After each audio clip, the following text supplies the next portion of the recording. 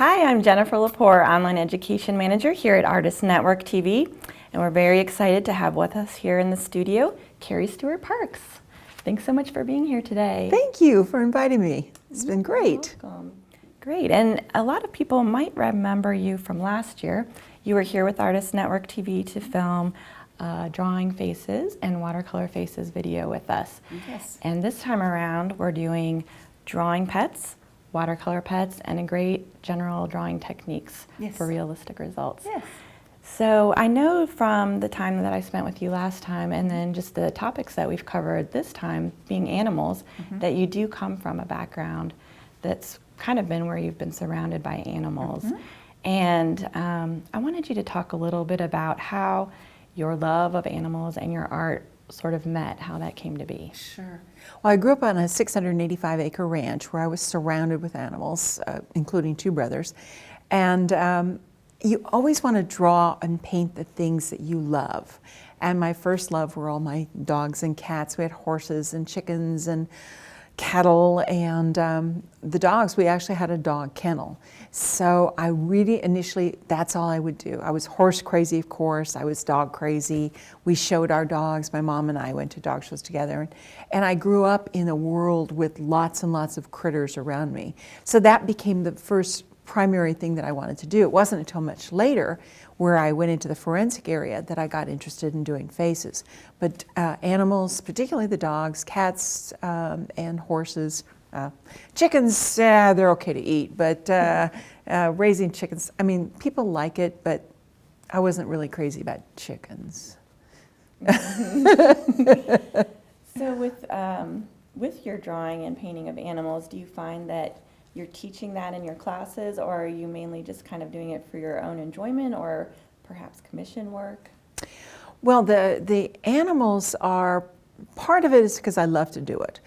I don't do commissions anymore because I got to the point where I didn't really have a lot of time to work on it, number one. And number two, you're only as good as looking at the pictures that they provided for you.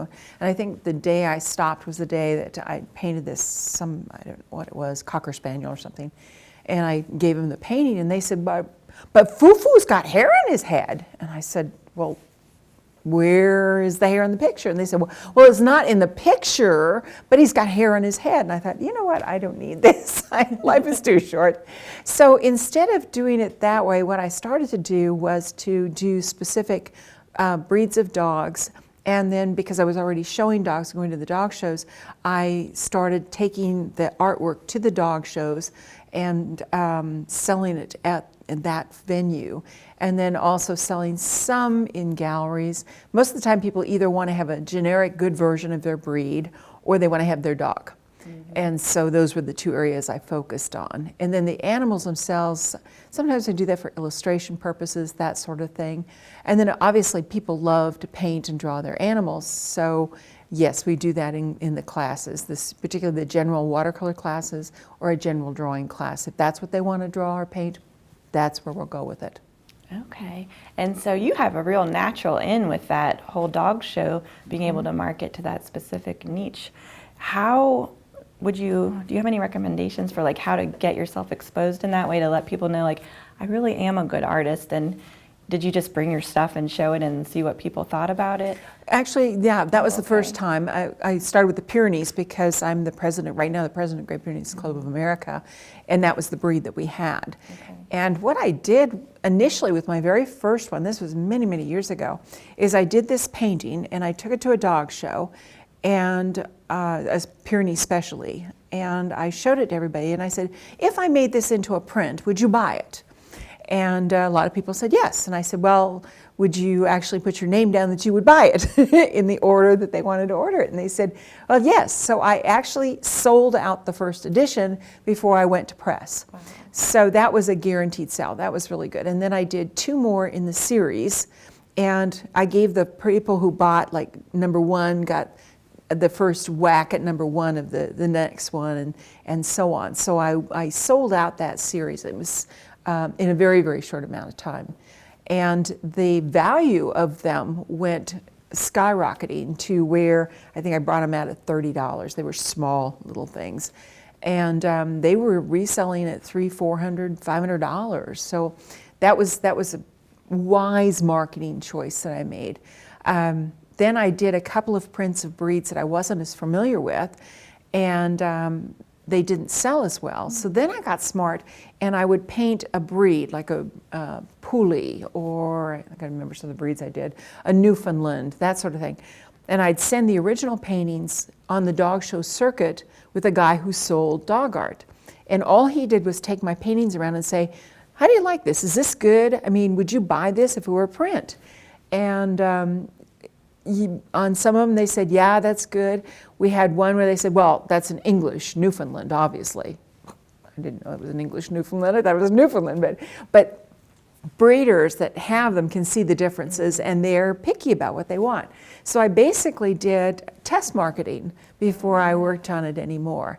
Nowadays, because it's fairly expensive to do a print, and I can do an original, I do mostly originals, and I take them to the dog shows. And if people know I'm coming, they wait for me, and they go into my room at the hotel the night before the dog show, and they'll say, well, let's see what you got, before anybody else gets a chance at it. So that's been really nice. And I don't make a living at doing that, but it definitely pays my dog show trip and all that sort of thing.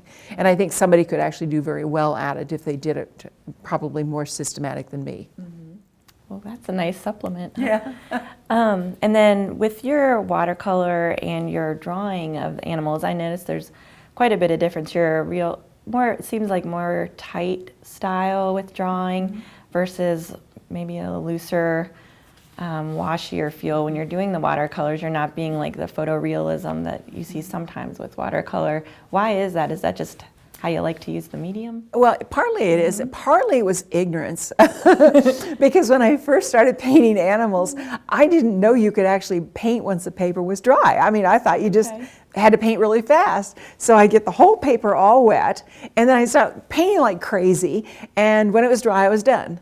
Which meant that I couldn't do any dogs panting because their tongue would bleed all over their face, which would look really bad.